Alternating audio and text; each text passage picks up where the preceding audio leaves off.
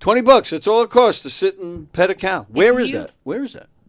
So Joseph lives in Newington, Connecticut. It's like 40 minutes north of it, worth every minute in the car. Nice. It's called Guardian's Farm. It's actually 2 police officers. Oh. A husband and wife that that's why they're Guardian's Farm. It's in Connecticut. Definitely worth the trip. Definitely worth the trip. Definitely. And such great people. It's such a nice treat, you know. Nice. I highly recommend it. Hi, everybody. It's an Occam Day Comedy Show. Happy Wednesday to you. We're coming at you live from on Gov's Comedy Club Podcast, a Facebook page, a YouTube channel.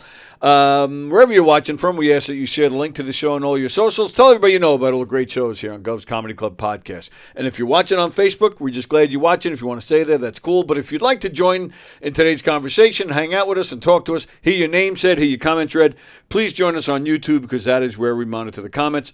The Occam Day Comedy Show. We're coming at you live from the legendary Governor's Comedy Club in Levittown. And boy, we have a legend with us today. One of my favorites, Kris Thomas, is here. Kris Thomas saved my ass like she always does. My Wednesday co-host. My Wednesday co-host is a weird dude. Who is it? Michael Kaplan is his name. He's not a comedian. He's I guess I'll call him a local actor. He does some community theater. Yeah, he's a little grumpy. He's grumpy, yes. Yeah. I've watched. I do watch the show, especially when I'm biking or walking the shelter dogs. So I know I'm familiar if I saw the show. But yes, whenever he cancels fairly often, regularly, I'll say. But whenever he cancels, it's never like, you know, hey, I woke up late, or I got a case of the fuck. He lives in, I think it's Selden. So, you know, like. That's a schlep. Yeah, it's a schlep, so I get it. Once in a while, he doesn't feel like it. He always has, like, these grand excuses. Like you know, he had a car accident. You know, this emergency happened. Like, it's always a grand thing. This time. True? I don't know. This time it's his mother-in-law had a knee replacement surgery. And yesterday she had a reaction. I don't even know what that means. To the medication? He didn't say. He just said she had a reaction. What does he have to do about it? I guess maybe he has to drive people to the doctor. I have no idea. So he said, yeah, she had a bad reaction. There's no way I'm going to make it tomorrow. This was 10 o'clock last night. Sounds like an episode of Catfish. Right. I was sitting here working Hershey and the Keegs, and I get this text. It's 10 o'clock. I'm like, all right, what am I going to do now? It's 10 o'clock at night. The show's in 12 hours. What am I going to do? You should just, that's me, because I don't plan very well, but I'm great at last minute shit. Well, but that's the thing. I feel bad because I don't want to, like, I feel bad. You know, if I can't make it. Well, true. 9 out of 10 times, I probably, I got to work. But I always worry that people are going to be like, oh, you couldn't, you know, like, I'm just a last minute person. Like, you know what I mean? Like I'm not good enough. I am a last minute person, and I'll embrace that. I did reach out to Paul Esposito because I know Paul's like one of those guys that, like award shows, and need people to fill the empty seats. Like Paul, he'll do anything. So I was like, screw it. I'll ask Paul. He said no. I thought your post was actually perfect because then it was like it put it on the last minute people. And so I did this. It worked. I did it once before. And I thought it went fairly well, where I opened up Zoom and I posted the link and I said, anybody wants to, if you're friends with me on Facebook, go look at my personal wall. There's a link there if you'd like to Zoom in today and say hi. So Kris was nice enough to text me this morning and say she'll come in. So, of course, I'm thrilled. I love Kris. She's family. But the link was already out there. So if anybody's out there and they want to Zoom in for a minute and say hello, like Matt Napo was doing. Let me see here. Let me see if I get this working. Matt Napo. Matt Napo. There he is. Oh, what's up, pal? Oh, he has his own studio. Are you talking? I better put this on. Can't hear you. Nothing. Let me see if is it my end? Unmute. No, my thing is telling me that you're muted. Unmute.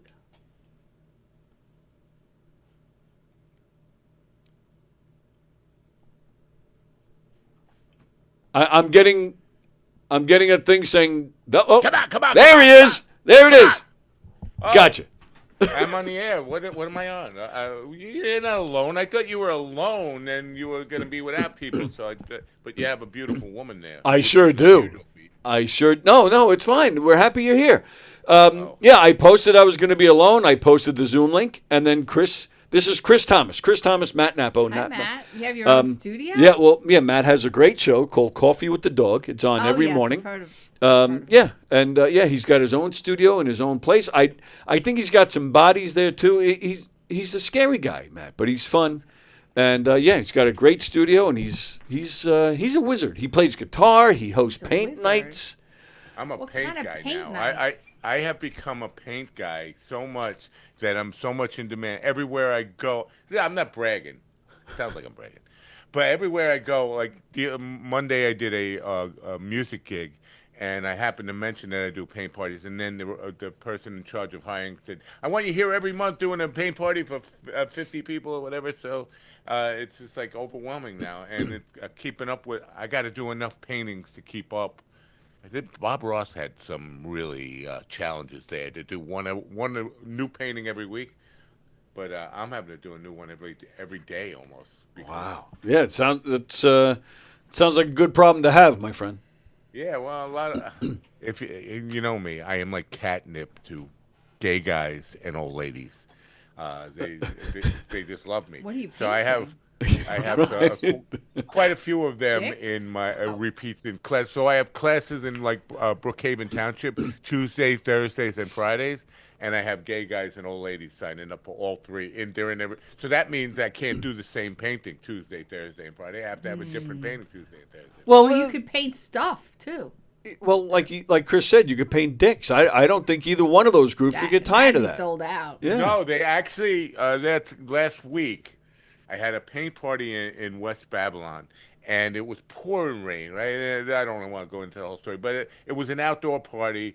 I got there set up, and I told her, we got a tent, but no sides on the tent. And we had tornadoes and stuff. Jeez. So I was telling her we have to go inside. No, set up out here. I set up out there just as we're out to get started, move it indoors. And they put me in a really small room. I got all these painters at tables, easels, all this stuff. And I'm soaking wet. I mean, soaking wet, like a drowned rat. And really uncomfortable.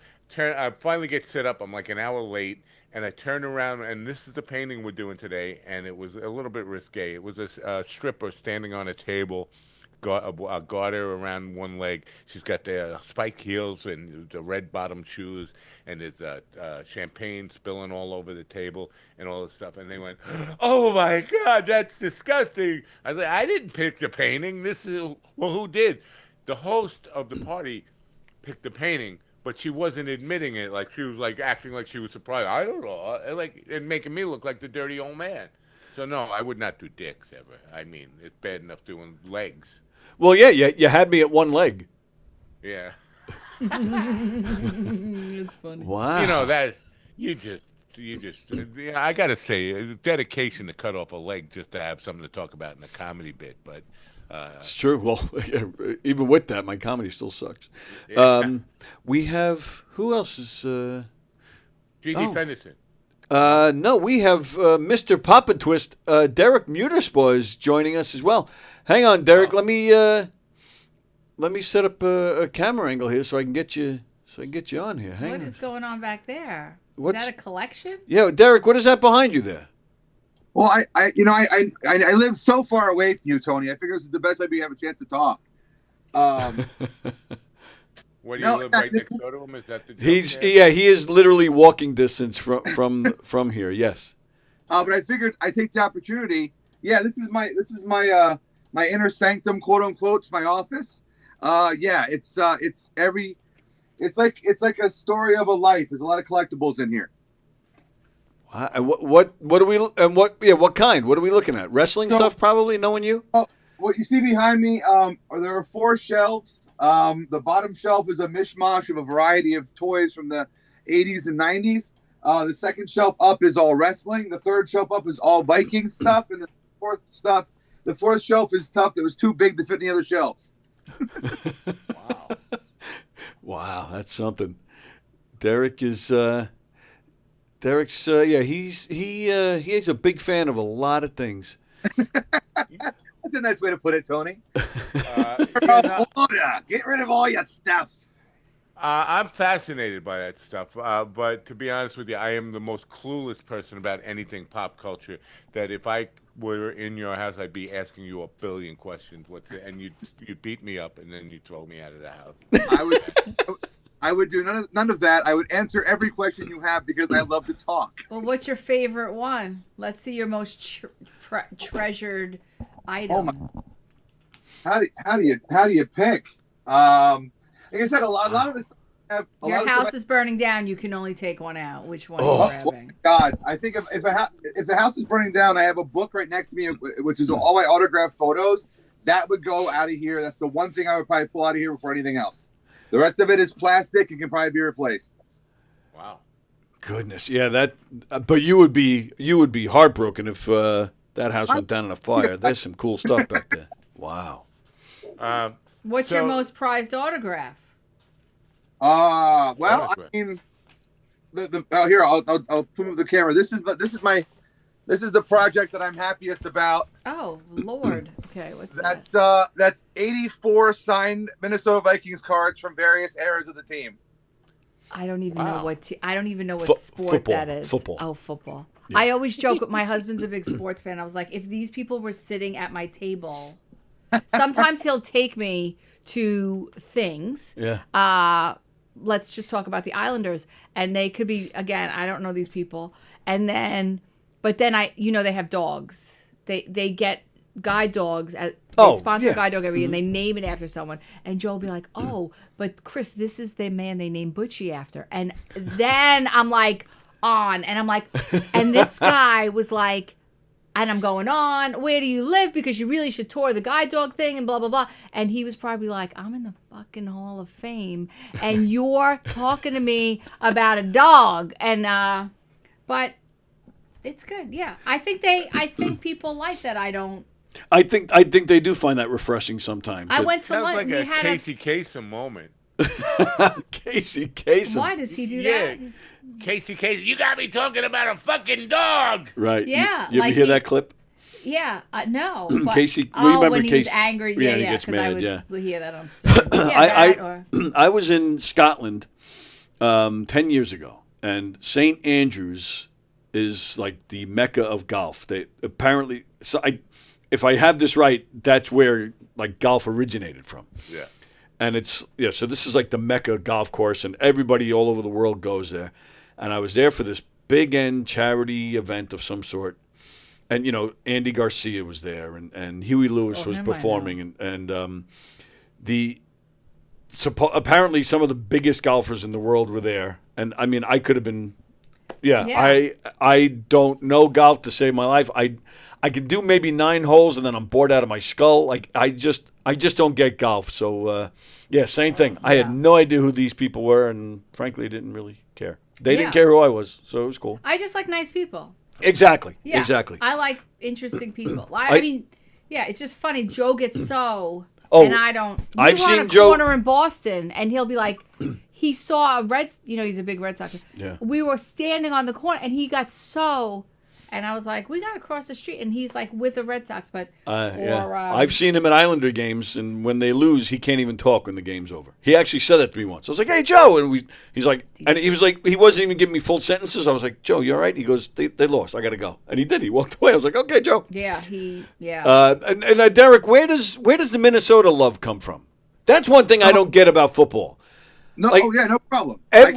Every sport. People love their hometown teams except football. Football is like this thing where you're allowed to love any team, and I don't get that. Yeah, So explain all this to me. There are basketball fans who are fans of other teams that aren't local, and baseball as well. But yeah, football is the number one. I think because football became kind of a worldwide kind of thing with where they're trying to make it a worldwide thing. But my Vikings love it's simple. I grew up outside of Philadelphia, and so I started my life as an Eagles fan because that's the local team and that's the whole thing. That makes sense. I moved and I moved to an area not too far from State College, where Penn State plays, and my father watched a lot of Penn State football, and there was a running back at Penn State whose name was DJ Dozier, who played for the Mets for about a season and a half. Yeah, I remember him. And he was like, I'm 10 years old. This guy was my guy. Like, he was amazing. So DJ Dozier got drafted to the Vikings, and I'm like, okay, I'm going to start watching the Vikings because I like DJ so much. And then DJ didn't translate. His NFL career was not as great as his college career. But I also was watching the Eagles, and Chris Carter was my guy on the Eagles. Chris Carter got traded to the Vikings, and I've been a Vikings fan since like 1987. Wait, what made you? Most people don't move to Long Island. What made you move from then Philly to Long Island? What reason would you think? Governor's Comedy Club. Sorry, what was I thinking? Yeah, I wanted to move. I wanted to live a block and a half away from there, and I've done it. I've achieved my goal. Wow. A woman? Absolutely. That's why we do anything. Yes. You know, I had a theory about this, because it started in even the late '60s, where people from New York were fans of the San Francisco 49ers or the Dallas Cowboys or whatever, right? Pittsburgh, and I just thought it was because the Jets had won one Super Bowl and done. The Giants were never getting to a Super Bowl at that point. It seemed like, and so let's be a fan of a winner, because we're never going to have a winner here in New York. And I think that's where a lot of it came from, right? I mean, the Giants did. 1986 was the first time they got a sniff of it, and they won. But, I mean, it seemed like they were never going to be in it. The Jets, it seemed like it was ancient history. Let's be a fan of a winner. The Cowboys, the Steelers, the 49ers were winning, and the Vikings were winning, too. Matt's what's known as a fair weather fan. He loves picking on the New York teams when they're losing. But I do it because my father taught me that about jinxes, and he totally believed in jinxes. So it's almost like a reverse jinx. If I say the Mets suck and they're going to lose, that's my way of trying to get them to win. But it doesn't work. He's trying to encourage. He's trying to motivate them. And what was that scream for? Because GD is joined? Is that what you screamed about? Yeah, I'm not used to black people. Oh my goodness! Do you get sick? First of all, I'm Mocha. Thank you very much. All right, I'm not moving more Mocha people. Okay. Hey, Pop and Twist, I haven't seen you since damn. When was that? The night that the hookers, the night we had the 3 hookers and the chlamydia. What night was that? Oh my goodness! Chlamydia. Say, have you got chlamydia? Chlamydia, the itchy lady. Sorry. Yeah. Oh my God! A T-shirt says, "I haven't seen you since damn." I think that would be great. Wow. So GD is here, and he's trying to alienate Derek. That is. Oh. What's that? Oh no! Pop and Twist now go way back, man. He was. Matter of fact, I was in his meth class meth class. It was a meth class. Before I lost my teeth, that's why I had to get them fixed. I was in his meth class a while ago. You never know where it's going to go once GD shows up. Do you and Matt get sick of each other at all? You do a show together every day, and then no, we don't get sick. We stay sick of each other. Yeah, I believe. And what's going on here now? How many shows a day do you guys do? One. Oh damn!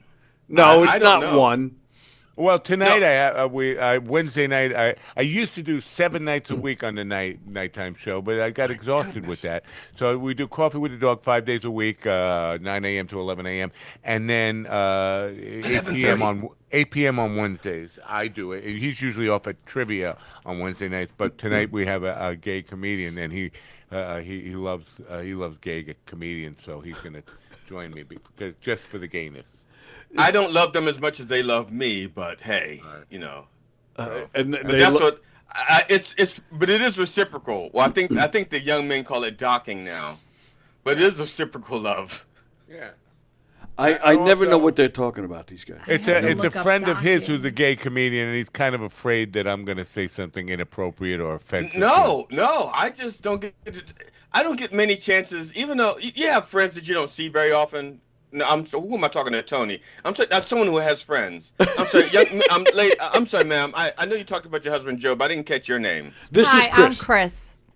Kris, hi, Kris. You have friends, obviously not Tony, but you have friends, and some of them you don't see for a while, and then you find out that they're going to be someplace like a funeral for another friend, and you go, "I'm gonna go to that funeral, so that I can see so and so."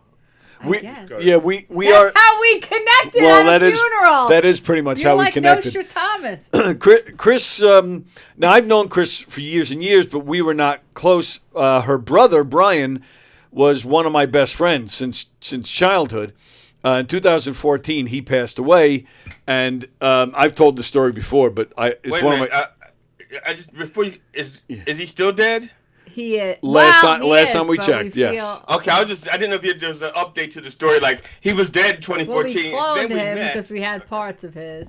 Well, there you go. And we were, and the morning of one of the days of the wake. I got there early, and I'm sitting in the parking lot. I didn't even know the place was open. I didn't know anybody was even there. All of a sudden, Kris comes walking out of the funeral home, and she said she had to go. She had to run to the store or something. I forget where you were going, but she goes, "Go inside and keep Brian company." Now, Brian and I were very close, and he was nuts, and he was one of my favorite people. And for me to go in and sit with him it was a good half hour, 45 minutes, where I just got to sit with him and talk to him, and say things that I should have said when he was alive. It was just one of the greatest things anybody ever did for me. So I did tell you to try to wake him up. you did tell me that, yes. Well, that was the weird thing because it was the best. You go to funerals and they do the makeup job and they usually look terrible. Where Brian didn't. He looked He exactly did. like he did in life, and they even put a smile on his face. It was very freaky, but it was just I did help his wife do his hair in the casket. Oh, is that right? So anyway, I have been to I have actually photographed some funerals, and yes, Brian's was a good one. I did do a funeral for like a horror, right? Not that I did. Chris It's is a weird. photographer. I'm a photographer, and I know his sister, and I shot, and that was the wildest. No, wait a minute. So, wait. What? People hired you to? Yeah. That's why I'm stuck on this. Like, I've never been at a funeral where there was a professional photographer who was hired by the family. So or friends. Yeah, I've for never this even heard of this. Photographer for this. So it's really common in England. Really? But For what purpose? Like, do people like hang up an 8x10 of well, the corpse? That's the best time because everybody knows the camera steals your soul. Once you're dead, all bets are off. My subject Steal as many doesn't souls move. as you want. so, it used to be. My grandfather used to photograph people in their caskets. Like it used to Really? be all the time. You take like group shots and somebody's yelling, "Come on, get him to So smile." in Victorian times, Selfie. there's this thing. Who's the collectible? Pop and Twist. Yes. If you ever are at a garage sale or something and see old photographs, really old ones, they used to, because they finally sprung the money when sometimes if they had an unexpected death, they're called death photos. They would prop people up. If you ever find them, they're very valuable death photos. Well, But like in the olden days. they would prop yes, the people yes, up like I've seen Weekend that. at Bernie's. Yes. Yeah. So those are real collectible. But yeah, so this was a crazy funeral, and I went in during the break and photographed the room because it was like all the horror stuff was all Yeah. I also did photograph my brother in his casket. His kids were young, and I figured I'll just do it in case, like she was asked in Wow. case they ever needed some kind of closure. And I have also, and I videotaped my eulogy. Joe videotaped my eulogy. So I have Is that right? Yeah. Oh, okay. And so well, that I can understand. well, Brian's in the corner of the picture, like of the video, laying there. Like So, with his but arm over somebody, like in Weekend at Bernie's. so that's like the Victorian pictures, yeah. But in other cultures too, like they do photograph funerals, and like I said, if you're gonna throw a good funeral, get some pictures. People will, Good one. yeah. No, Wow. a friend of mine. I don't know. See, I'm starting to feel like I may be the only black person in the room, but No. most of my family, most of my cousins, I don't know their real names. I knew them growing up by their nicknames, so they're like me, they're like Fufu and stuff like that. And so one of my cousins died, and somebody goes like, James died. I'm like, James who?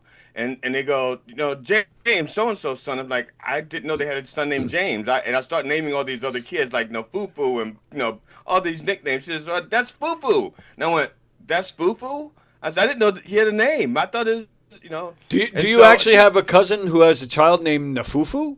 Well, his name's James. That was his name. His nickname was Fufu. Yeah. Fufu. And so my niece says, I think that's the one. You're going to the funeral, Ron? I said, yeah. She says, take a picture with your phone and send it to me so I can make sure that's the right cousin. So I go in there, and I was so close to taking a selfie. I was about to take a selfie with him. Matter of fact, I think I did take a selfie with him. And then I sent the picture to my niece. She goes, yep, that's James. That's Fufu. Now, right now, I don't know if James and Fufu are the same person. Now, James would be a different dead cousin. Like I said, but most of my cousins, I didn't know their names until they died. I thought it was just, for you guys, I thought it was just your fathers whose names you didn't know. Oh. No, those are, with the fathers, it's the faces and names we don't know. But with the cousins, we know the faces, just not the names. I had to do it. That was. I'm deeply offended by this whole racist tone that Phil is taking. Right now, Pop and Twist is going like, I don't know why they let him in the room. I don't want to be racist, but by things the are way, totally different. You're not the only black person in the room. Jemima, get my pancakes. I on Ancestry.com, I have some second and third cousins that are black. Oh, I do too, actually. Yeah. I have African in my blood. And one of them messaged me and said, I guess the resemblance is in the cheekbones, which I thought was very funny. Hey, did you stand up and show them your cheekbones? You got any Italian in you, Tony? A lot, actually, yes. I was going to say you want a little, because I got. Oh, wow, that's very gay. I think that's docking. I didn't get the. Oh yeah, is that what docking is? That might be a docking reference. Homophobic joke. Oh, so now now that's how my comedy show goes. I tell a joke. About 10 minutes later, someone will go, "I get that. I got that." Yeah. Well, I had to look it up. But I think that might be a way to get Italian in you if you don't have any. Yeah.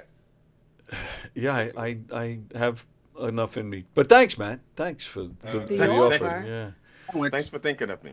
Yeah.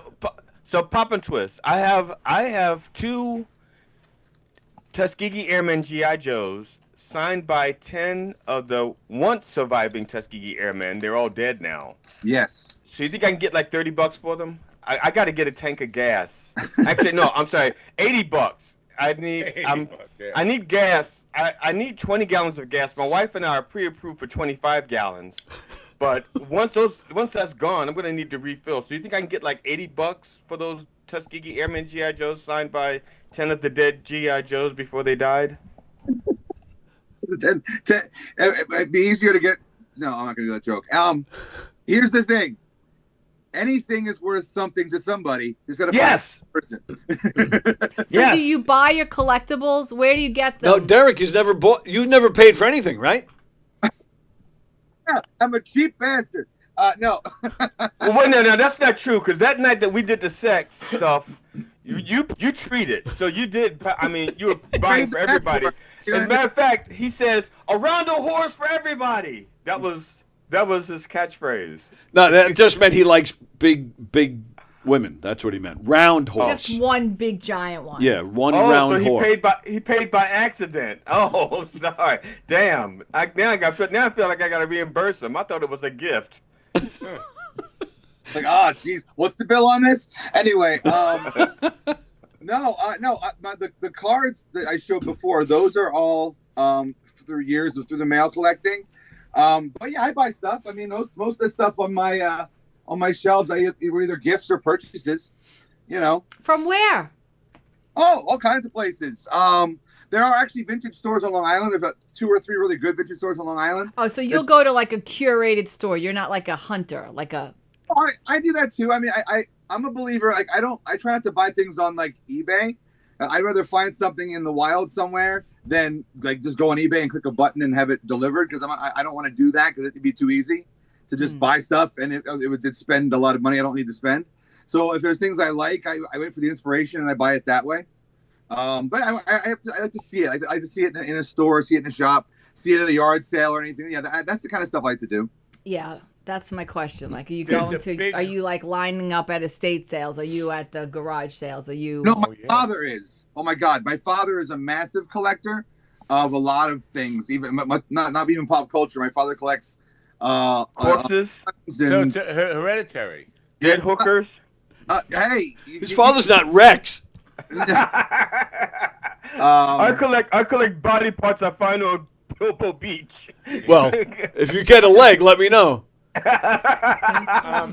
But there is a huge collectible place in Freeport, and they were looking for live stream hosts to help sell their collectibles online. If you know about that stuff, you might, and you like to talk, as you just mentioned, you might look into that because they're looking for people. They approached me, and it's like I don't know anything about anything, so Wow. I'm not good for that. I just want to answer Greg, how's the voice here? 4190. Greg Halverson. Yes, I said. Greg, 4190. Yes, the G.I. Joes are in the original box and they're unopened. Oh, maybe Greg's looking to get some. Wow. Are you really looking to sell them? Oh, no, I'm looking to find out how much fighting the kids, the nephews and nieces are going to be doing over them. You should just put them on and just see if you get any on eBay. Or you just look it up on eBay, anybody Yes. else that's selling them. I That's how you did, get, that's how you I gauge the price. I saw that somebody had a Tuskegee Airman G.I. Joe with one signature being sold for $1,800. So were they asking Wow. it, or did they? You can ask whatever you want, but you have to look at the sold department to see what they actually Oh sell yeah, for. So they were asking for $1,800. Wow. I don't know if Yeah. anybody ever paid that. Yeah, but you're right. A collectible. I mean, what's his the guy Nick Cage? Nicolas Cage bought the cars so that he would lose money, so we didn't have to pay taxes on all the other money he was making on the movies. Because the cars would get the cars would lose value. And he, would legitimately have like these business deductions. Right. Wow. Derek, I was 11 years old. I was at a garage sale, and I'm looking around, and I come across this 5x7 picture of Thurman Munson. He was a famous Yankee, New York Yankee. He died in a plane crash. Really? He was still in the height of his career. Yeah, so he was a legendary Yankee, and he had already died. I was 11, so he was dead for a year or two. And that's when you got his autograph? Well, that's the thing. The picture was autographed, and I see the price tag. Like they actually had like price tags on this garage sale. Everything had a little tag on it. It was 10 cents. Wow. Now even so, this is around 81, 82. But even back then, I mean, that is super cheap. And I remember like sitting there looking, thinking like, is it printed autograph? And I swear to you, I still think it was real, right? Then I realized if I keep on trying to investigate this, somebody's going to pick up on it. So I'm like, screw it. I give the guy the dime, and I go home, and then I even asked probably my mother, some relatives, something, and they were all saying, yeah, I think it looks real to me. It looks like it's really signed. I'm like, oh my God, I got a Thurman Munson autograph for 10 cents. And then a year or two later, I freaking lost the damn thing. To this day, I have no idea whatever happened to it. Wow. What happened to your dime? My dime went to the person selling the picture. Damn, you lost the dime and the picture? I lost both, yeah. I've lost a lot of things in my day. I've lost legs, I've lost hair. You are so... I hate to ruin your show with anything serious, but Thurman Munson is most underrated, disrespected, great player because every time you see, and I'm a Met fan, yeah, but every time you see this, who would you want? You got Ricky Henderson on first, and he's got to steal second. Who's the catcher you want? They name Johnny Bench. They name Irod. They name all these people. They never name Munson is the greatest catcher in my lifetime, and a great MVP. And he doesn't get any respect from these people. Now, wait a minute. Do you think Munson caught more balls than Lindsey Graham? Liberace. Oh my goodness. I'm going to disagree. I think he gets respect. I mean, Johnny Bench, though. Johnny Bench. Yeah. I think he was probably, arguably, the greatest catcher of all time. But But I think if people had to name their top 10 catchers, I think Thurman makes a list on almost everybody's I list. follow that a lot because I'm on all these baseball groups because somehow people think I care about baseball because I'm just. But never. I saw one just the other day. I was like, where is Munson in this list? You got Really? fucking Duffy Dyer in the list before. I'm sorry, that's an obscure reference. Nobody knows. No, I know Duffy Dyer. No, you do. I would not put Piazza on my top 10. Yeah, me neither. He wasn't a great catcher No. by any means. I didn't know Piazza was a top. He's a top, really? Yeah, Okay. ask Todd Zeal. He'll tell you. Okay. Here are the All right. Thurman I know. Munson photos that sold on eBay. Look at that, $3,000. See Yeah, but that? then it's quite a variety of. Yeah, look at that. Oh, that one's only 300. That one's 80. Just make sure the description is an actual signed. Yeah.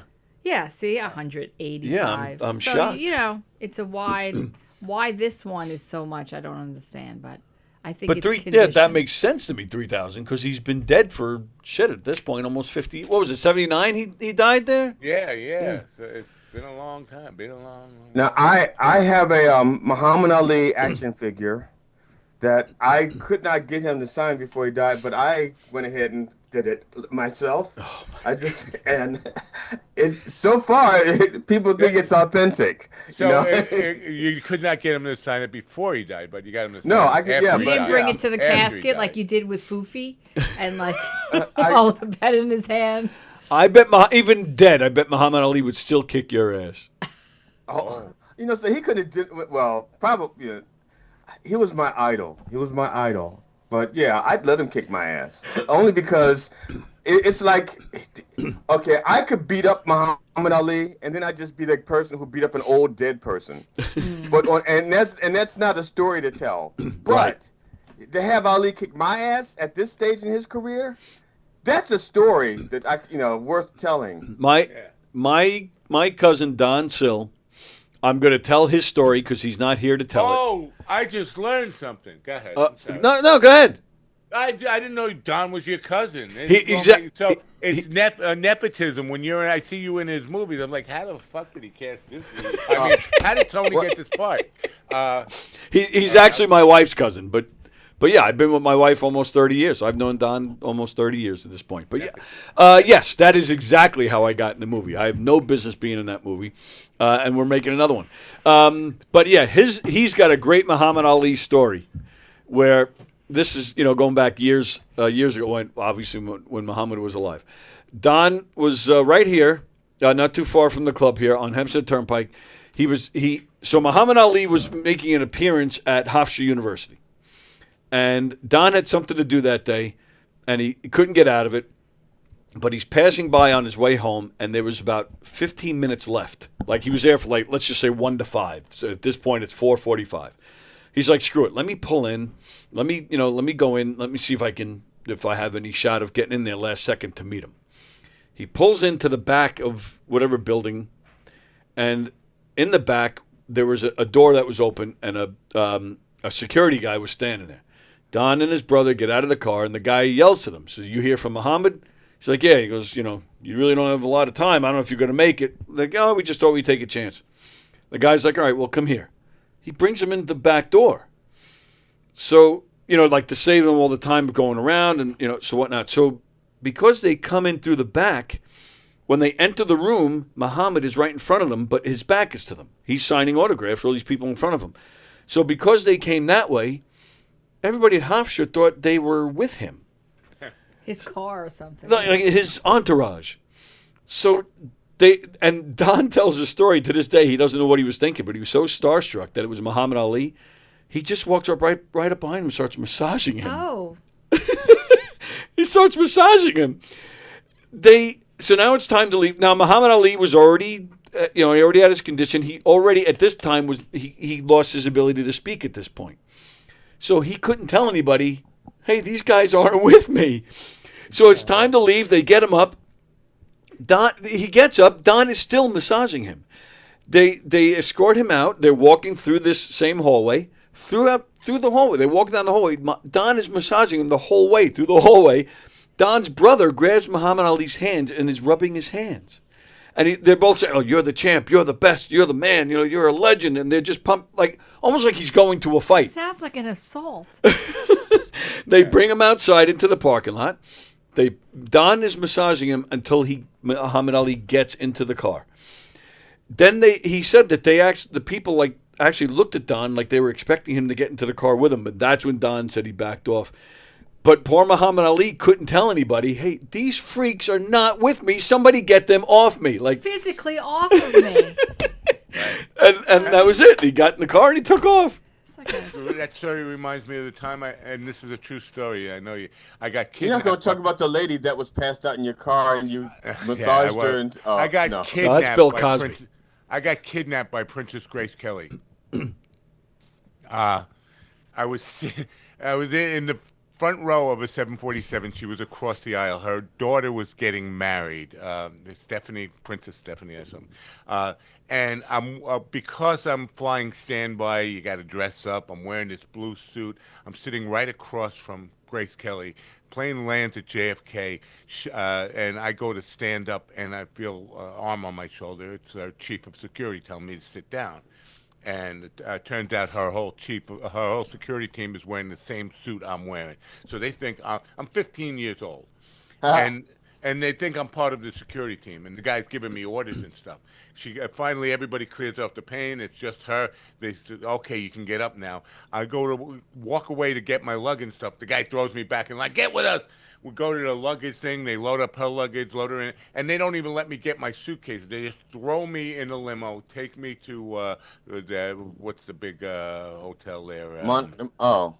Howard Johnson's.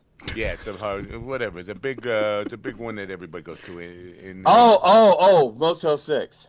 Yeah, right. The Waldorf, perhaps. But I'm in a hotel room with her now, and she looks at me. She goes, "What are you doing?" Like I'm supposed to be doing something.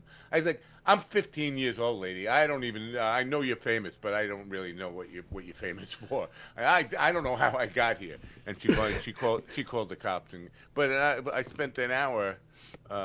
She really did call the cops? Yeah. Well, the cops escort me back to wherever I needed to get to. Yeah. Did you borrow money from her? Did you say, look, you guys got my luggage. Can I borrow $10 from you, princess?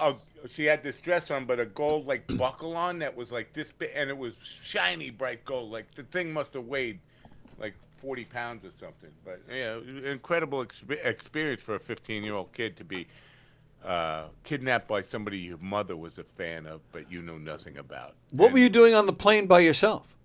Oh, I flew all over the world by myself when I was a kid. I started at 3 years old. They would put me on planes, and I would go to California and they just leave me in the hands of a stewardess. They called them stewardesses in those days. And they would get me on the plane and off the plane. But I had relatives in everywhere, and I would fly everywhere, starting at 2 or 3 years old, literally. Matt, I hate to interrupt you in the middle of such a story that I heard 9 or 10 times before, but I'm just teasing. There's somebody named Ragu Big says, did you forget about Austin Wells? Light years better than Thurman Munson. I don't know about that. His name is John. No, I don't know. He started off with you people. I don't know why he's directing the comment to me. I didn't say anything about the sports. I don't know anything. But aside from the you people thing, he wants to know if any of you guys know about Austin Wells, I guess. No. Yeah, Austin Wells is currently on the Yankees, their catcher. Yeah. He's good. I like him, but I don't know. Better than Thurman Munson, John? Thurman Munson was the MVP of that late 70s dynasty of the Yankees. I'll agree with that. Sure. Yeah. But I don't know. I would go Yogi Berra before Austin Wells and Thurman Munson. I would go. Yogi Berra was great. Yeah. I mean, him. I would go Gary Carter. Boo-boo. I'm going to be playing catcher, boo-boo. Oh, my God. I'm going to be grabbing those picnic baskets. Yeah. He was the best. Derek's trying to figure out a way to get off this Zoom. No, I was just thinking, as soon as I heard Yogi Berra's name, I knew that joke was coming. It was laying out like a curveball. Let's just hit that guy. I was like, he's gonna say it. He's gonna say it. and he didn't let me down. Now, did you bet that I was going to say it, or did you also think who? And No, we all knew it was going to be you. We all knew that. Did you know the joke was coming? What about Boo Boo? You know, Boo Boo also came. Did you? I'm sorry. Yogi was not a selfish bear. Boo Boo also came. Just want you to know. Just for the record. I just want to say I'm glad that I was able to come in and ruin your show. But I do have to go. I have a pressing appointment to go smoke marijuana on my front lawn. And I'm late for that. All right. Well, I don't want to hold you up. And, all the best with that and enjoy yourself. All right. Well, you guys continue on and letting GD ruin your show from here on out. And I'll see you on Friday, Matt, because I'm going to be ruining your show by myself tomorrow. Oh, it's a No Matt Thursday tomorher? No Matt Thursday. GD explains his jokes. Matt is an art teacher on Thursday mornings, and it's just I'm teaching college professors who have degrees in fine arts, and here I am just faking it. I'm an imposter, ladies and gentlemen. Yeah, but they don't know how to do nudies. Yeah. All right. Have a great day. Thanks for letting me annoy you and be part of your. Anytime, pal. Thanks for showing up. Have a great day. Bye. See you, buddy. Bye. All right. So he does the show from there, but GD, you join him in that studio, or you are in this? No, because Matt has another chair in the studio, but it's full of drugs. And he's not moving his drugs so that I can sit next to him. And Matt is where? Where is he located? Matt's on. Is it on Long Island or in Long Island? Tony, on Long Island, unless you're dead, then you're in Long Island. Well, if you're buried. What if you're half dead like Matt? On. Okay, because until you're Matt's 6 almost feet under. dead. So he's where? On Long Island, but you're not on Long Island. No. I'm in the center of the comedy universe. Westminster, Maryland, where all comedy runs through Westminster, Maryland. How did you meet Matt? It's a long story. It starts with after Pop and Twist. Other than that, after Pop and Twist splurged for the hookers. One of the hookers was like really overly satisfied. Matter of fact, she was like she needed to be brought down. She was like she was so high on sex with Pop and Twist that she needed to be brought down. And so Matt was like her saltpeter. He brought her down, and that's how we met. Matt and his saltpeter. Because I just noticed too that I come to Governors a lot, and I thought, I would have seen him on stage, but I never. Right. He's performed here once. Oh, okay. Once. Yeah, and they're like, you call that a performance? Okay. Yes. All right. Next. They said to me, don't ever bring that guy back here. Did they really? No. Oh no. I was they say, said we'd rather have a dead Muhammad Ali doing quatrains, which is lines of poetry. When you're doing quatrains, this is lines of poetry. Right. Snort like a butterfly. No, sorry. I can't imagine Governor said that about. No. I've seen them all, is all I'm saying. I've seen it all here at Governor. Yes, Kris often comes to shows here. If I have a free night and they're sending me free tickets, I'll buy 2 drinks. I don't care. Absolutely. And so I've seen them all. So, yeah, that's why I noticed I had not seen you. But this explains why. You're in another state. I'm getting yelled at by Fremder because because he sees. Fremder. What's that? Okay, no, I offered to send him the link. You're ignoring Fremder. It's on Facebook. And that's what I said. I said at the top of the show. I said in the comments. He's asked where the link is, and I said go to my personal Facebook page. I'm friends with Fremder on Facebook. Just go to my Facebook page. It's there.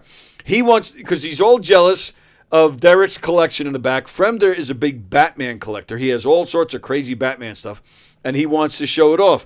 And he's getting all mad. But instead of yelling at people who are in the middle of a show, I don't even know Fremder, so don't take this personally. But as a mother, this is what I would say to my child. Instead of bitching to people on comments, do some investigation. Like, it's on his Facebook page. Now I'm going to hear for that, but that's what I would tell my kid. And now he said, he's saying, I feel like the last person picked for a team at recess. Wow. Read the whole syllabus, Fremder. He's actually in the back room jerking off into his Batman cowl. Is Is that what we're going to see? Is that what he's trying to show us? Oh, my God, I hope He's not. going to say, I have Christian Bale come. That's Oh, my God. This is Adam West's. This powdered powder's from Adam West. I bet you could probably buy that on Facebook, too. The, some ashes of Adam West or something. Maybe. Speaking of ashes, and this is true.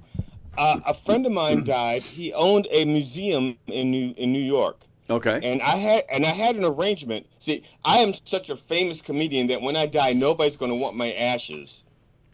So he because he owned his own museum. Now, first of all, his claim to fame is that he painted a portrait of Charles Manson with some of Charles Manson's ashes.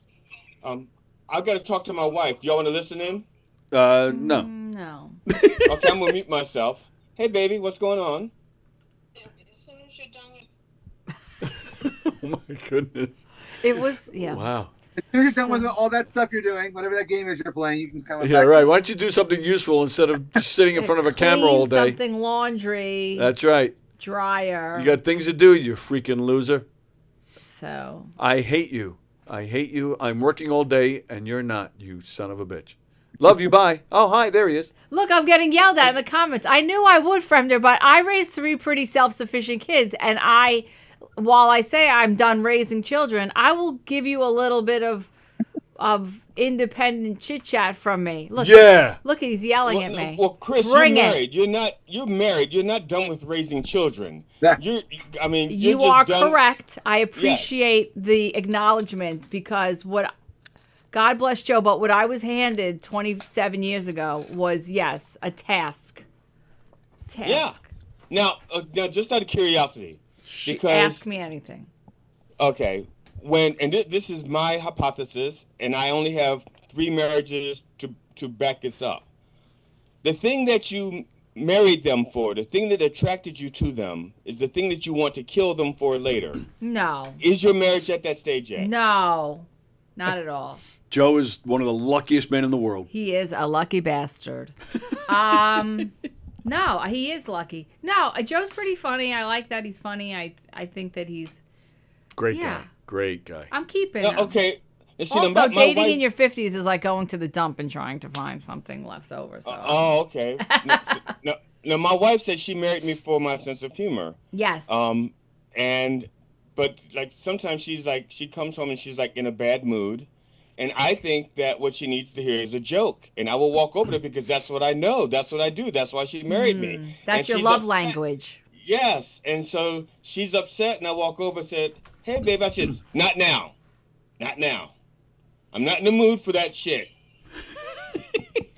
Well, I would, yeah. I think And then someone I'm also that dejected. solves problems is a. Yes, and then I'm dejected because that's all I know how to do. I don't know how to do anything else. I think I think. See, this is where I would come in and be like, "Well, guess what? You're gonna learn how to do something else. Like you're gonna identify how to bring something else to the table. What could that be?" Okay, I can. I'm good at the sex thing too. Well, yeah. If she walks in from work and you're naked, that would definitely make her laugh. I have done that. I have seen her pull in to the driveway, and I will stand naked. Now, one time she was on the phone, and I'm standing there naked for like a half an hour, waiting to surprise my wife naked. And Yeah, the she only stayed in the car hoping you put some freaking clothes on. Yes.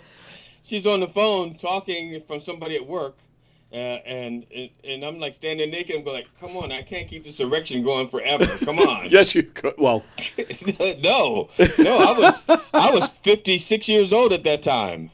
oh yeah. And I was naturally enhanced. I didn't have the drug stuff. Just clean something. Way better. I than did. any No, my foreplay. penis was clean. I cleaned it before I brought. I meant the cleaned it when I kitchen. got naked. I meant the kitchen. If she Oh. walks in and you're naked with an erection mopping, I mean, that's how porn should be for 50-year-old women. Somebody should make a genre of porn where you're like fixing something, cleaning something. Going food shopping. Food, yes. Yep. Like that's Going to Kohl's to But- I return do the Amazon grocery gifts. shopping, That but I is- can't go naked. I can't do the grocery shopping naked.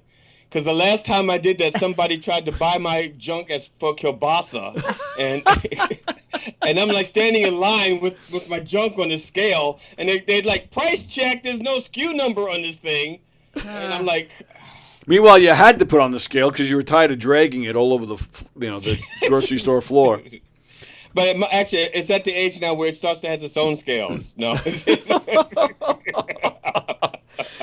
All right. With that, I think I'm going to shut the Zoom off. I'm going to thank you guys for popping in and spend the last taking time honestly, with Kris. one last question. Sure. I apologize for missing yesterday. Yesterday was Trivia Tuesday, right? Yes. I wanted to. Did you do the addresses from the shows? I did not. Then I didn't miss it. Okay, I didn't miss it because I. That's why I saw you weren't on, so I didn't ask it. I'm sorry because I thought today was Tuesday, and as soon as Matt and I hung up, I said I got it. I said I got to check in with Tony because he's going to do the trivia thing today, and I said it's Trivia Tuesday. He goes, no, GD, it's Wednesday. Yesterday was Tuesday. You lost a day. So GD had a great idea for Tuesday trivia to ask. I'll probably do one a week. Maybe I'll start doing that, where I ask. I offer up an address, a fictional address from a famous TV show. Oh. And you have to name the show. Oh. And Matt didn't like the idea, but GD and I agreed. There's a ton of them. Give me an address, and I'll see if I get it. All right. Well, one example GD used when we talked about it was 1313 that's an Mockingbird easy Lane. one. That's very That's easy. the Munsters. But right. So, And the exterior shot for that house is in Lloyd Harbor. oh, is that right? Yes. I There's did an not know exterior that. shot for. They actually switched, I think, after a couple of years. But the house that they used the exterior shot for that is in Lloyd Harbor. Lloyd Harbor is North Shore, Long Island. I had no idea. Yes, I had a Wow. great driver's ed teacher that used to take me around. Like we would drive, but he would take us to all these noteworthy Yeah, gee, I places. wonder why. No, but don't feel bad. There's a second house that uses 1313 also that has a famous address. So Oh, all right. Really? See, That I one have I to don't think about. know. Yeah. Derek, Yeah. you knew 1313 Mockingbird Lane, right? I was actually thinking about that before you said it. Like I was.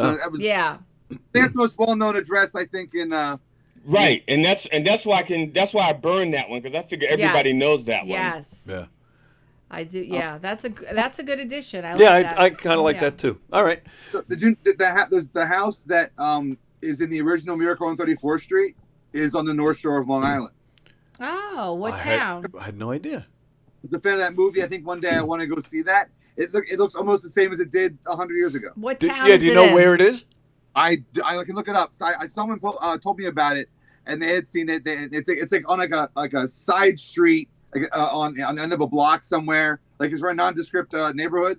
It's on the North Shore. That I do know. Wow, I had no idea. And their last name is Walker, isn't their last name Walker in the original? Yes. Yes. Yeah. Andrew says that he sent me a friend request and he's taking it back. No, I thought that was me. Nice, Kris. He's giving me a lot of shit here. Just Yeah, what he's I mad at need, Kris. Kris. Some mommy. Nice shit, Kris. I can't read. Nice shirt, Nice Kris. shirt. You look like a computer chair. Well, you match that because it's chair, a little yeah. chilly in here. But yes, I do match the chair. And then, okay. I need to turn the thank AC God off. we're so not that- friends. I actually did send you a friend request. No, I'm not talking. No. He taking it said back. I sent you a friend now request. I'm Now I'm back. taking it back. I can read. It's Okay, just the I'm sorry. distance. I just assumed that if I could read it, the message was to me. You Let's mean see other if people I can got see a this friend too? request. Yes. I don't have a Damn. friend request. I guess. Because I thought since it was on my screen, these are my messages. No. Now it makes sense. All these things they're saying to me makes sense. So I put them in context. He's like, It's who not are all these the- people messaging me? Right, and why are they asking me things like seriously? And you Kris? I said, no. and that Yeah. you engage with them. Like I would be like, I don't know this person. I'm not even answering the phone. But you just jump right in 2 feet. This is why Well, someone's walking around with your kielbasa in the supermarket. Because you're like, I guess I'll just go along with this. Well, he's willing to Well- share, which is nice. I'm a people pleaser. There you go. And yeah, you definitely pleased us. Thank you, gentlemen, for hanging out with us today. I really appreciate you guys coming on, and thanks for the laughs. This was fun. Oh, thank you. Nice to meet you, Pop and Twist. And Kris, you're a wonderful human being to put up with Tony Miller like that. I'll watch for you at the governor's lineup. Or DC, or if you ever. I'm pretty sure they will be like sending me a letter to say they will be like calling me within a few minutes saying, "GD, you got a headline here. You're so unwell known that we will actually be like breaking some kind of barrier having you here." Yeah, hold your breath. The call's coming. Hold your breath. I have to. I haven't brushed my teeth. No, I'm sorry. All right. Derek, good to see you as always, pal. Good to see you, Tony. All right, guys. We'll see you later. Thank you. Bye-bye. Wow. I don't know what just happened Look at here. who's popular. You. No, yeah, I do. Whoa, what just happened here? Oh, I don't know. Are we frozen? No, I was trying to get rid of the Zoom, and I almost got rid of the live feed. That would have sucked. Okay. Oh, God, I keep getting messages here. If you're giving me mommy advice, at least know how to read. I don't have my glasses on. Am I just engaging? Look at me engaging now. Now I'm engaging after I just criticized GD for engaging. No, it's fine. Engage all you want. That's what we do here. Okay. So yeah, that was fun. GD Funny, is yeah. GD He's is funny. disturbed. Okay. What was I going to talk to Kris about? So Bring it on. a few good things. We were talking about the Jazz Fest. So yeah, you recently hit Jazz Fest at the Tilly Center. You recently It was outstanding. And Yeah. I really always am like, so last year was outdoor. The goal is always to be outdoors. And it's like a mini Jazz Fest, like the New Orleans one, if you've ever gone. And they do like a great job. And then this year, the weather prediction, they had to pivot last minute and move it indoors. And I was like, well, I said I was going to go. I better go. And it was so well done. Yeah.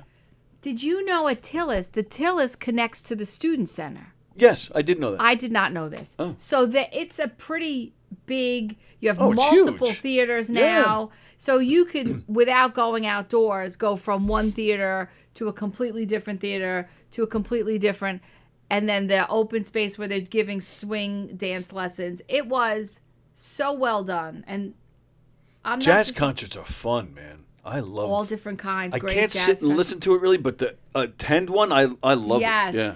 It was great. So if Nice. people, I would recommend going to that. Okay. I go to a lot of stuff at Tillis, as you know. Yeah. But that one I really look forward to. Okay, a couple other things you recently went to, and John, I haven't forgotten. I got to call John Rusiello back. He called before. Okay, John. You recently saw Paul Simon. I did see Paul Simon. How was that? Should we move on? No, we can talk about it. You look mad. I'm glad that I saw Paul Simon. Was this your first time seeing him? It was. Oh, okay. So a couple things. I don't love Forest Hills. I don't like that place either.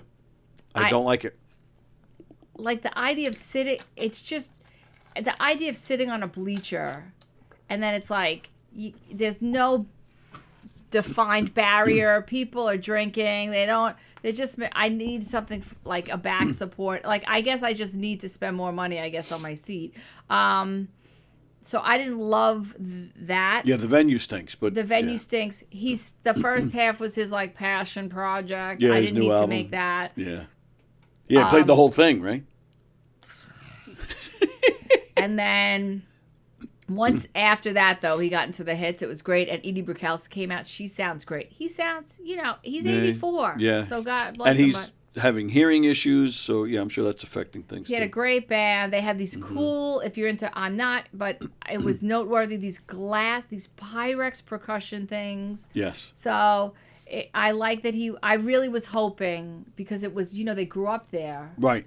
that maybe Garfunkel would come, but no. But it was fine. It wasn't like, I was like, oh, what a great show. Oh, okay. Like, I went to see Mike D. Did you see that? So Mike D from the Beastie Boys, it was a little bit ago, played a roller rink in Brooklyn. Roller rink. Yeah, it's called Xanadu. If you skate, like, that's the place. Really? And I hate going to Brooklyn. And he was fine. Like, he just did it because his kids are doing music. So it was like, Oh.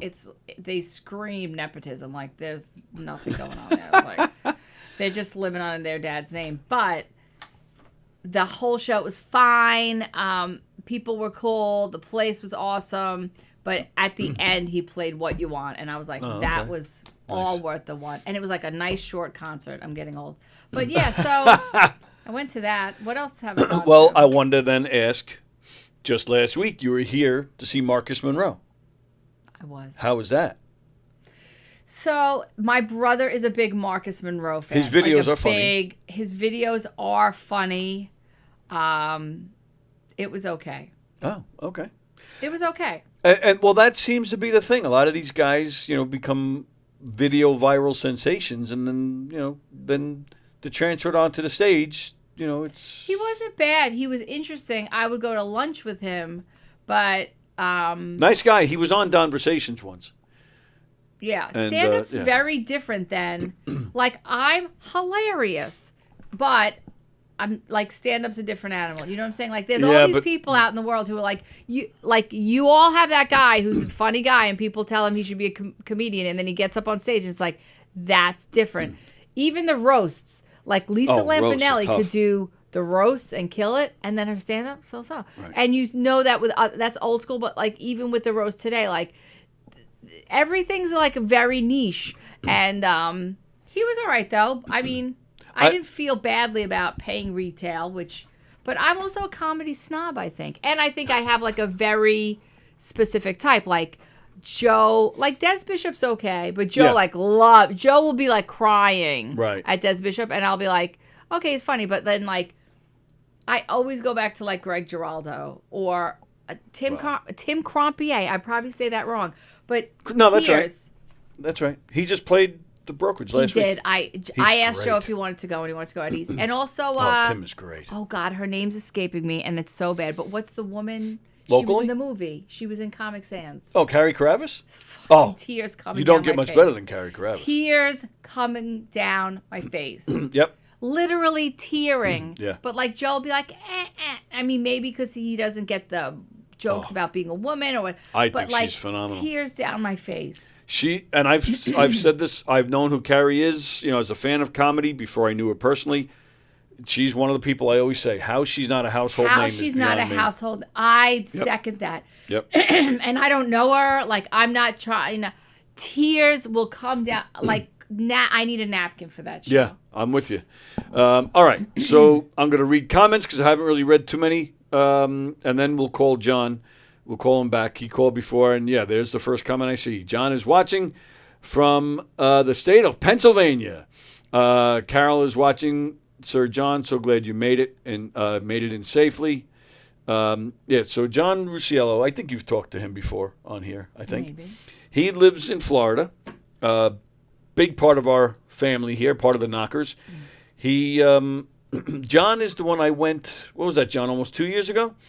John wanted a Knock 'em Dead Comedy shirt, and I didn't have his size, so when I ordered it and got it, I decided to personally deliver it to him down in Florida. I surprised him. Stayed in Florida, I think, for like 6 hours, and then came right back home. No. Oh, yeah. You went for the day. Not even. We arrived down there. We landed at like 6 or 7. Was at John's house by 8:30. Caught a 7:30 a.m. flight. So, yeah, maybe. Out of MacArthur? No, JFK.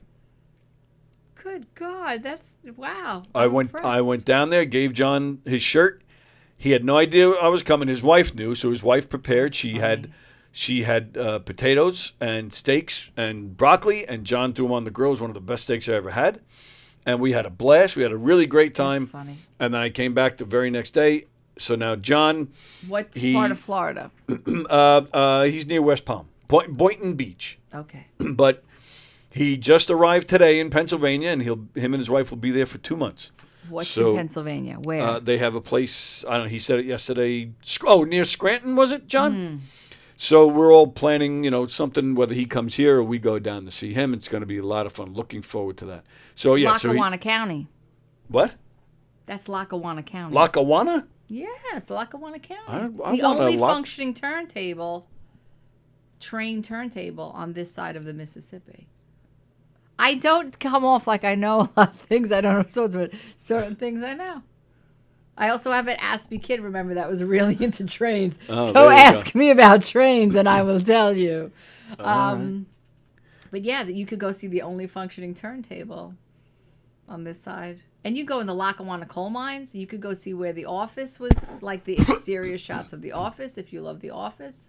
Oh, In okay. Scranton. Let's see. If this was medieval times, says Fremder, Kaplan's name would be Sir Mike the Miserable. Yes. Of course, John liked that one. A guy paint party. You should have Kaplan come and pose. Call the class Paints for Taints. Oh my goodness. God. Yeah, and then Fremder started carrying on about his collection. He got mad. See, he got mad at me. He Yeah. giving it back. I raised 3 kids. You could give it back all you want. Yeah, but he'll get over it. I did find it interesting that your, I'm just going to say like daughter-in-law is now in Hong Kong. Oh, that's right. Yeah, I wanted to talk about that as So, well. yeah, Joe has booked us solid, but I was like, Joe, we should just hire this young woman to take us around. Like, how great would it be to have someone that, I'm a little scared. So Hong Kong is not China it's like weird, not part of China kind Right. of thing. It but physically is, yeah. but yeah, it's kind of like its own thing now. But I'm a little concerned about going to China. So what are you going for? So Emerson's there in Japan. So we're Oh, going that's to right. pick her I up. totally forgot she was there. Oh, you're picking her up. Very I've nice. been keeping it like it's weird. It's like I'm sad about it. I also don't share a lot about that. But so we're finally going to pick her up. I'm well overdue to pick her up. So we're all going to pick her up, and then, we are a Disney family. So we're going to Tokyo Disney, and then there's a Shanghai Disney. Okay. So we're going from Japan, and we're going to Disney there, and then we'll go to Shanghai Disney, and then you can only get a visa.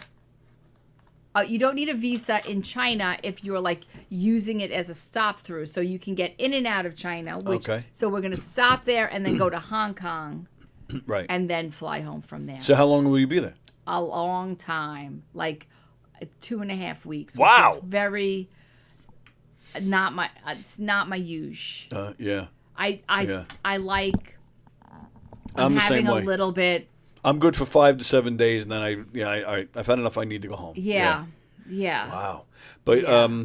I mean, yeah, I could. Like, do you seriously want me to ask her? No, like I said, Joe booked the day She's there. solid, but I will believe me. I'll keep it in mind if I need bail.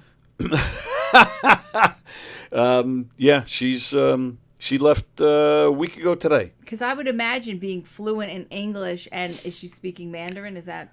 Yeah, don't even know. she's from there. She was only here for 4 years, and you would never know it. I could be wrong, but I would swear she told me she speaks 4 languages. But either way, her English, you would never know she grew up in No. Hong Kong. Her English was spot on, man. So like people that Smart go there kid. would pay. Yeah, maybe. Yeah. Maybe. Maybe. Like, can you imagine? Like, I am. You guys don't terrified speak of- at all. Emerson's obviously gotten by, but Yeah. She told me that there is a lot of Americans there. She did tell me that. Yeah, and yeah, from what I understand, other people have told me too. There's a lot of American things there. yeah, someone was like, "Listen, you're gonna be fine." Even in Shanghai today, I have. Yeah, you're Chris Thomas. You're going to come back here and tell me about all these great things. I love America. I like being in Yeah, America. but you make everything fun.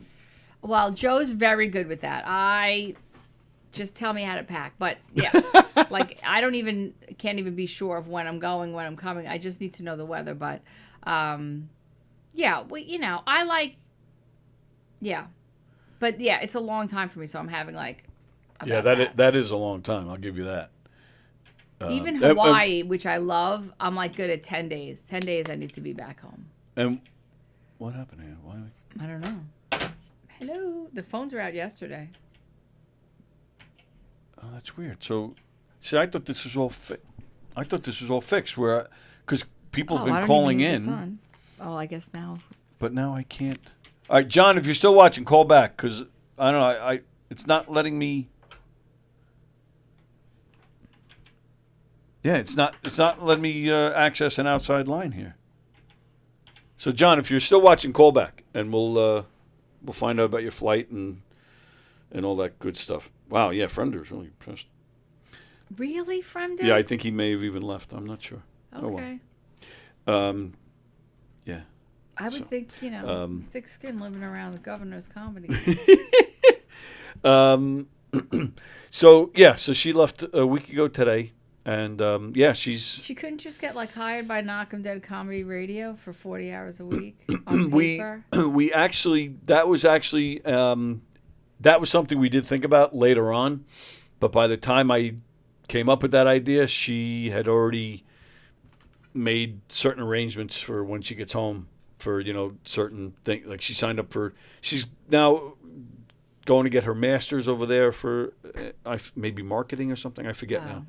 But she had already started putting other plans in place. Okay. Plus, even if I did that, she'd still have to get a job. And yeah, it was. It stinks. She was the first girlfriend of his that we liked. Yeah, I heard you say that. So. Yeah. So, so that's that. I wanted to mention quick. We're going to go in a second. July 29th, which is next week, at McGuire's. There's a girl who used to work here. One of the staff, Sarah Michaels is her name. Her husband is James Michaels. He's a local comedian.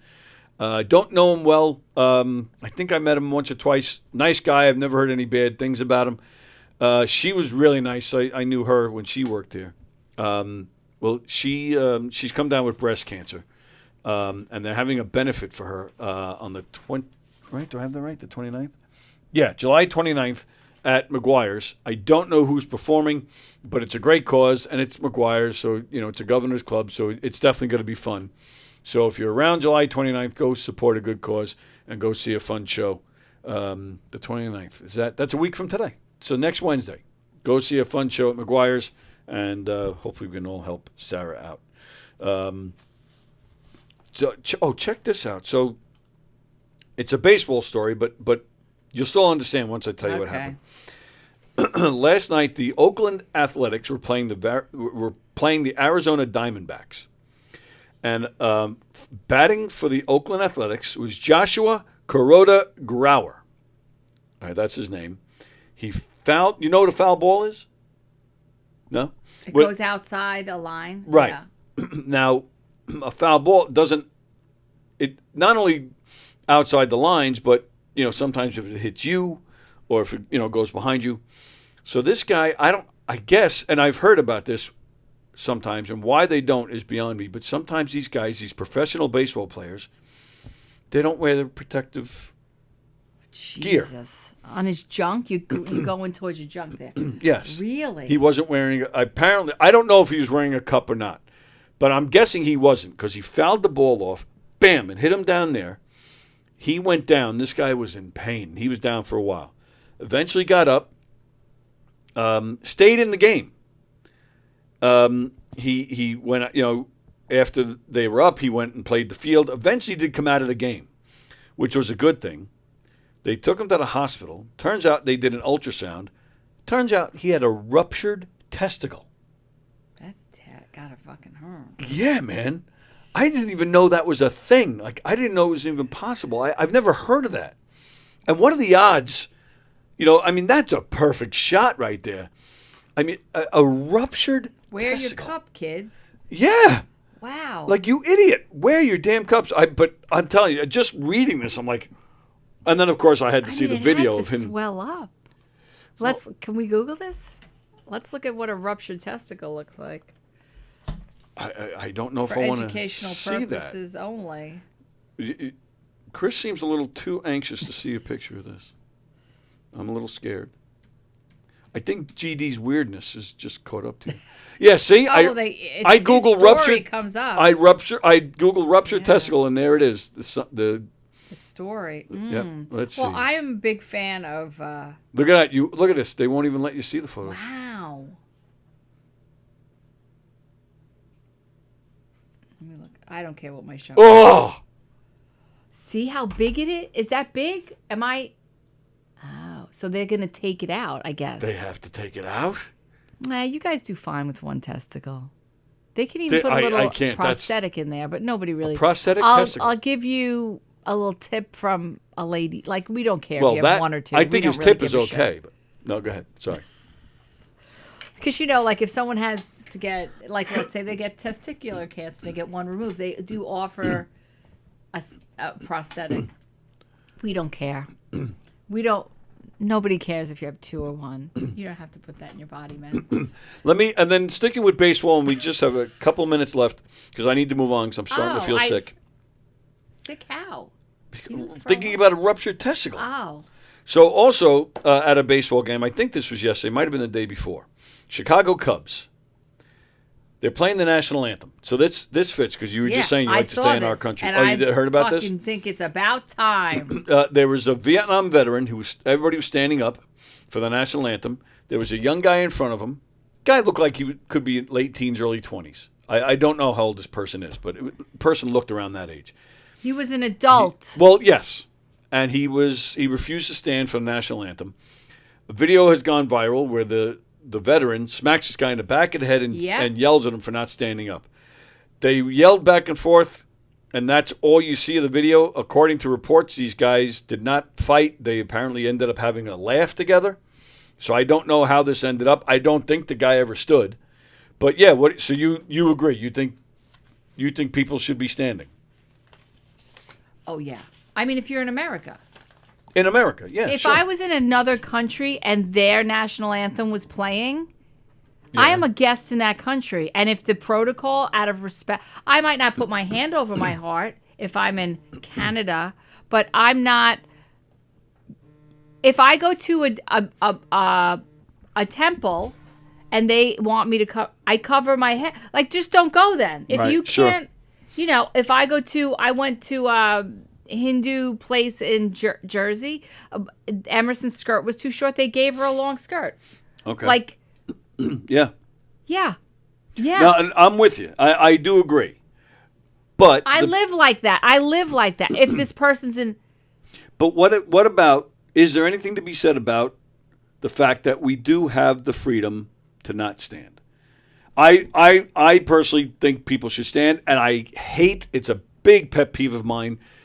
When people you see it at ball games and concerts all the time, especially ball games, people who just continue to walk while the national anthem is playing, and the people that don't take their hats off. It makes me nuts. But I don't say anything because we do have the freedom to. I mean, that's the freedom we're protecting. Parking in front of your neighbor's house. It's a free street. You can do that. Right. The street is free. It's everyone's street, right. But you're a dick. And I'm going to let you know you're a dick. And then you know what else I'm going to do? I'm going to put up a lot of bird feeders. So right over that spot. That's my little tip from me to you. You know, somebody once parked in front of my driveway. Oh, no. You know what? I was like, what the fuck? People do that in front of Rob's house. As a matter of fact, he just put up a sign, which I'm going to have fun with. I couldn't believe it. I was like, people do it all the time. And then I couldn't find the guy, so I left him a note calling him an asshole. I would have had the car towed. I would have called the police. Please do not block driveway. It's amazing we have to do that. I thought it was shocking that because he would complain about it, and then I saw it. I was like, because again, you grew up in the Thomas house. If you parked in front of the Thomas driveway, you would never do it again. Absolutely you would do that one time. I can vouch for you. Yeah. So I think that's a little bit there is something to be said for the 80s where you were, I always say this too, people don't get hit enough. In the 80s, you got hit. You were kept in line. Sometimes people will behave as poorly as the rest of us let them. Is it legal? Yes. Do you probably deserve to get punched? Yes. Like I said, don't park in front of your neighbor's house. Right. You have a gas, you have a this, but every day, no. Yeah. Is it legal? Yeah. So, all right, so you're in favor of that guy getting smacked in the back of the head? Yeah. Yeah. I am. I live like that. Like, I'm not going to go somewhere where if I don't want to be, I'm not saying I need to, like I wouldn't go there if I felt like then don't go to the baseball game. Yeah, I'm the same. I mean, yeah, even if I didn't want to stand, I would still stand. And if but you know the national, it's not a surprise. You know it's coming. If you have something where you know, then go to the bathroom. Go to the bathroom then. But don't make a statement and expect not to get a response. So that's the double-edged sword. Like I said, it's those freedoms that we're that make this country great. But at the same time, the level of disrespect in this country when it comes to something like that, or even bad-mouthing whoever the president is. I'm not just talking about Trump, but Trump gets that's a whole other topic, whether it's deserved or not. But the office of the president has been disrespected for a long time. So to me, that's a big problem too. The disrespect that certain things, the level of disrespect in this country. The office of president shouldn't be disrespected. I don't care. Driving, the national anthem. There's just certain things that. The other day, I was driving on the Southern State, and I saw a guy get off the exit and then try to zip, and I blocked him. I was like, "The fuck you are!" Yeah. And so I blocked him, and I just drove, and he's honking at me, and then. He came around me and started yelling at me that I took up 2 lanes. I should learn how to drive. And I'm just smiling, stupid blonde. I don't care. I think we all need to do that. We're not letting people. They all know this is the exit lane. That's what we're all waiting for. Don't let them zip in. We have to. So it wasn't like by mistake. Maybe he was going to get off and he decided, like, it was one of those, like, I'm just going to get around people. It wasn't an off ramp. It was people were supposed to be getting on, and I got it. The vigilante that I am, yeah. I keep an eye on that lane, yes. And I'm like, there's some golfer again. He's famous guy. I don't know, but he must live in this area, and he posts videos doing that, and I'm like, not all heroes wear capes. Like, yeah, and while right. that's not technically legal, I do find that people driving this attitude of like, my time's more important than yours. We need to again, people. Some people will behave as poorly as the rest of us let them, and we need to stop doing that. Well said right there. Kris Thomas for president. Yes. No, thank you. It is time for us to get out of here. Kris Thomas, as always, saved my ass, made me look good. This was a lot of fun. Thank you. Thank you for jumping in there, and I hope you have a great time in Hong Kong. And yes, you need bail, I got you. Pray for me. Pray for me. You need me to come over there and beat people up, I got you. I would do anything for Kris Thomas. No, I am going to be on my best behavior. You will have a great time. I guarantee you're going to have great stories. You will be planning another trip there. I think you're going to have a great time. Time for us to get out of here. All right. Hey, if you're in the East Hampton area tonight, head on over to the Clubhouse. Governors presents One Funny Lisa Marie. That's tonight at the Clubhouse in East Hampton. This weekend here at Governors, Gaspar Randazzo. Friday night in the Giggle Room, Mike Keegan, Hugh Murray, Tim Thompson, Travis Grant, Christian Z, Kathy Arnold, Peter Anthony, and Johnny Antitomaso. That's in the Giggle Room Friday. Also Friday at the Brokerage. Don't forget, where's my graphics? Damn it. There it is. Chris Monty, Goomba, Johnny, our very own Mark Hirschman, and this show is hosted by our very own Rosie Fiumara. And let's see, and at McGuire's this weekend, Eric Terrell, Friday and Saturday. Don't forget, Knock 'em Dead. We're going to be doing a murder mystery, an 80s theme thing on October 30th at McGuire's, just in time for Halloween. So wear your favorite 80s outfit or any outfit. We're going to have a costume contest. Then Knock 'em Dead, December 12th. We're going to be at the Brokerage doing a holiday theme murder mystery with a mob theme as well. It's a mob holiday show.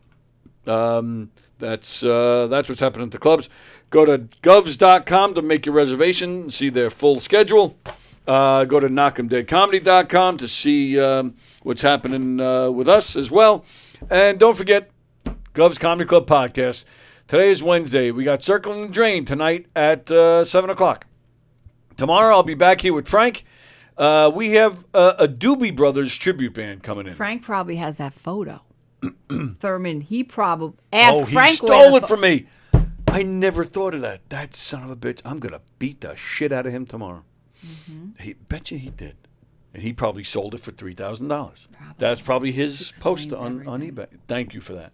See, you have more experience with siblings. Who should be at the crime murder mystery? That's this right. Girl right here. That one right there. And she's been to them. Hilarious. Thank you. Frank will be here with they're called the Doobie Others. That's what they're called. They'll be here tomorrow joining us. It's going to be fun. What else is tomorrow? Nick Raystone is on tomorrow night. He returns. It's going to be fun. So join us on tomorrow. And, don't forget tonight with Circling the Drain. And that'll do it. Once again, the lovely, the talented, always fun, Kris Thomas, ladies and gentlemen. This was great. Thank you. Yeah. All right, we're out of here. Enjoy the rest of your day. See you later.